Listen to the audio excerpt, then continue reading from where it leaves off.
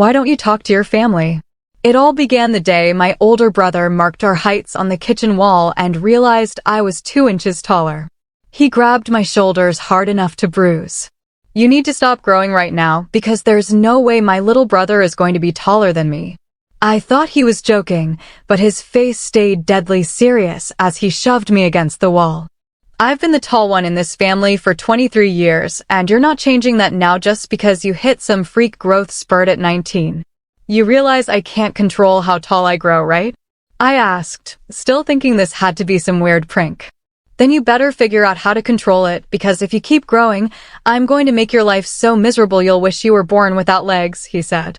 And our mom walked in just as he was shoving me hard enough to dent the drywall. 2 weeks later, he called a family meeting where he brought pamphlets about height reduction surgeries and demanded our parents pay for me to get my legs shortened. He had researched doctors in Brazil who would remove sections of my femurs and tibias to make me 4 inches shorter, complete with recovery timelines and testimonials from people who'd had the procedure for medical reasons. Our dad literally asked if he needed psychiatric help, while our mom just stared at him like she didn't recognize her own son. The family therapist he'd somehow convinced to attend told him that his request was not only unreasonable, but potentially criminal if he tried to force it. And my brother stormed out screaming that we'd all regret taking my side when I ended up ruining his life by being taller.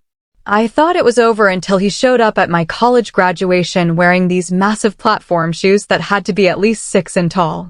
He marched right up to the stage as I was getting my diploma and announced to everyone that he was still the tallest sibling in our family, holding his arms up like he'd won something while wobbling on these ridiculous shoes.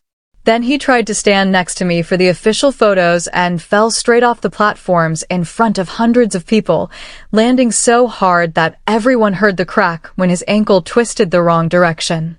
But instead of going to the hospital, he started injecting himself with black market human growth hormone right there on the graduation lawn, pulling syringes from his pockets and stabbing them into his thighs while screaming that he'd grow 6 inches in 6 hours.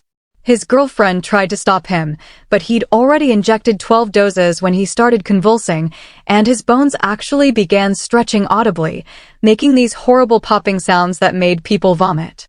He hung himself upside down from the graduation arch while his body seized from the hormones, saying gravity would help distribute the growth. And his spine started elongating so fast that his skin split open along his back. He stayed up there for 8 hours injecting more hormones every 30 minutes while blood dripped from the tears in his skin. And when paramedics tried to get him down, he climbed higher and tied weights to his ankles to stretch faster. His body went into shock when his organs couldn't keep up with his skeleton expanding. And he finally had a heart attack and fell 20 feet onto concrete, his bones having grown so rapidly and unevenly that his skeleton had literally deformed into something that barely looked human anymore. The doctor said the growth hormone overdose had caused his bones to grow in random directions, fusing joints at wrong angles and giving him a permanent hunched shape that actually made him 3 inches shorter than before. Plus, he'd need dialysis for life because his kidneys had failed trying to process all the hormones. When I visited him in the ICU, where machines were keeping him alive, he looked at me from his bed with his twisted body barely recognizable. "You did this to me by growing taller and making me feel like I had to compete," he said while our mom held his malformed hand. "I'm permanently disfigured because you couldn't just stay shorter than your big brother like you're supposed to be. You injected yourself with enough growth hormone to kill a horse," I said. But our mom shushed me and said this wasn't the time. "If you had just stopped growing when I asked, I wouldn't need dialysis 3 times a week for the rest of my life," he continued. And our dad actually nodded like this made sense. I sat alone in my apartment afterward while my family rallied around my brother. Everyone sharing how brave he was for surviving such a tragedy. The comments all asked what kind of monster would drive their own brother to inject himself with experimental hormones until his skeleton deformed. And I watched his GoFundMe donation counter hit 6 figures while people called me a sociopath for being tall. My family posted daily updates about his surgeries to straighten his twisted bones. And every single post mentioned how this never would have happened if his younger brother hadn't destroyed his identity. 3 weeks later, the sheriff knocked on my door with an arrest warrant, and my own parents had signed the criminal complaint. The sheriff held up the papers while telling me I had the right to remain silent and asking if I understood. My hands shook as I stood there in just my boxers and an old t-shirt from college. I asked if I could at least put on some pants before we left. He nodded and followed me to my bedroom, standing in the doorway while I pulled on jeans and grabbed my wallet. The metal handcuffs clicked cold around my wrists behind my back. He led me down the apartment hallway past neighbors who peeked through cracked doors. Outside, he opened the patrol car's back door and helped me duck inside without hitting my head on the frame. The seat felt sticky against my hands as I tried to get comfortable with my arms pinned behind me. Through the cage separating the front and back seats, I could see the criminal complaint paperwork on his clipboard. The words harassment and cyberstalking jumped out at me in bold print near the top of the form. As we drove, I leaned forward to read more of the complaint through the metal mesh. My brother had written pages claiming I'd been sending him threatening messages about his height for months. He listed specific dates and times when I'd supposedly sent texts saying I'd hurt him if he didn't accept being shorter. The lies were so detailed with exact quotes and timestamps that I wondered if he actually believed this stuff himself. At the jail, the booking officer took my handcuffs off and had me stand against a height chart for photos. The camera flashed while I held a plastic board with numbers under my chin. He rolled each of my fingers in ink and pressed them onto cards while asking about medical conditions and medications. I told him I was healthy, unlike my brother who needed dialysis 3 times a week from his hormone overdose. He just wrote none on the form and moved on to the next question about drug allergies. They gave me an orange jumpsuit that smelled like bleach and plastic slides for my feet. A guard led me through heavy doors that buzzed and clanked as they locked behind us. The holding cell had 3 other guys already sitting on metal benches bolted to the walls. I found an empty spot and sat down, trying not to think about my parents signing papers to have me arrested. The bench felt cold through the thin jumpsuit fabric. One guy with neck tattoos asked what I was in for. When I said being taller than my brother, he laughed and thought I was making a joke. I didn't bother explaining the whole insane story about growth hormones and platform shoes. We sat there for hours watching guards walk past the bars every 15 minutes on their rounds. My stomach growled since I hadn't eaten breakfast before the sheriff showed up. Finally, after 6 hours, a guard called my name and said I could make my phone call. The phone on the wall had no privacy, just a metal cord connecting it to a box. I pulled out the business card for a public defender's office that I'd kept from a college job fair years ago. The receptionist answered on the 3rd ring and took down my information. She said someone would call back within 24 hours, which felt like forever when you're sitting in jail. That evening around 7, a guard came to get me saying my lawyer had arrived. In the small interview room, a woman younger than I expected sat with a yellow legal pad. She introduced herself as Melanie Camp from the public defender office. She had sharp eyes behind wire rim glasses and took detailed notes as I explained everything from the beginning. I told her about the platform shoes at graduation and the hormone injections and how he ended up deformed. She kept writing without looking shocked, which made me feel slightly better. When I finished, she said she'd seen family disputes before, but this one was uniquely disturbing. She promised to get me out at arraignment tomorrow morning and started explaining what would happen in court. The next morning, guards brought several of us to the courthouse in a van with bars on the windows. They kept us in a holding area behind the courtroom until our cases were called. When my name came up, they brought me through a side door into the courtroom. My parents sat in the gallery, but wouldn't look at me when I tried to make eye contact. Mom stared at her hands folded in her lap, while Dad looked straight ahead at the judge. The judge read the charges and asked how I wanted to plead. Melanie said not guilty and argued for reasonable bail since I had no criminal record and strong community ties. The prosecutor asked for $10,000, but the judge set bail at $5,000 with a no-contact order. Melanie whispered that this was actually good news, since harassment charges could have meant even higher bail. The judge ruled I couldn't contact my brother or parents, either directly or through anyone else. After court, They took me back to jail to wait for bail processing. I called my bank and arranged a $500 transfer for the 10% bond payment. The paperwork dragged on for 3 more hours before they finally released me with a bag holding my clothes and wallet. Outside, I called an Uber back to my apartment since my car was still there. When I got home and checked my phone, my social media was flooded with notifications. Someone had leaked my mugshot, and it was already going viral. People were calling me a monster who had driven my brother to destroy his body with hormones. Comments said I should be locked up for what I'd done. My Facebook, Instagram, and Twitter were filled with hate messages from strangers repeating my family's version of events. I spent an hour blocking people and reporting death threats before finally just deactivating everything. The next day, Meline met me at the public defender's office downtown. She explained the prosecution would have to prove I had sent threatening messages to win. Since I hadn't, it would be difficult for them. She asked for access to my phone records and emails to build our defense. I signed forms giving her permission to request everything from my cell provider and Google. She warned it could take months to resolve. That afternoon, I got an email from the company where I had a job interview scheduled for Friday. HR wrote they were going in a different direction. I knew it was because my arrest record had shown up. When you Google my name now, the top results are news articles with my mugshot. Nobody wants to hire someone who looks like a violent criminal online. That night, my phone buzzed again with a notification from my brother's GoFundMe. My parents had posted an update accusing me of refusing to take responsibility. The photo showed him in a hospital bed, his spine twisted in unnatural angles. Donations doubled from $100,000 to over $200,000 within hours. The comments were full of people calling me a monster and saying I should be jailed.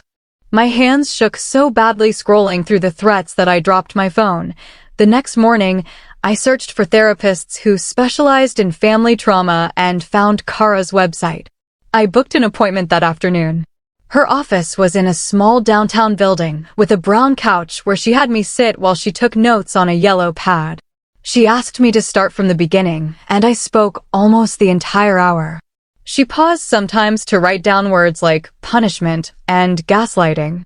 She explained my family had made me the scapegoat for my brother's illness, and that none of this was my fault. His choices were his own.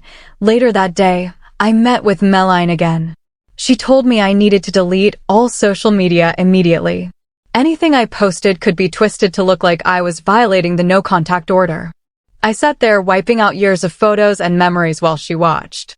She warned me one wrong move could land me back in jail. 2 weeks passed with me staying in my apartment, ordering groceries for delivery.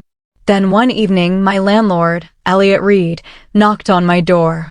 He looked uneasy and said other tenants were asking questions, worried about police showing up. He wasn't evicting me yet, but warned that if more drama came, he'd have to reconsider my lease.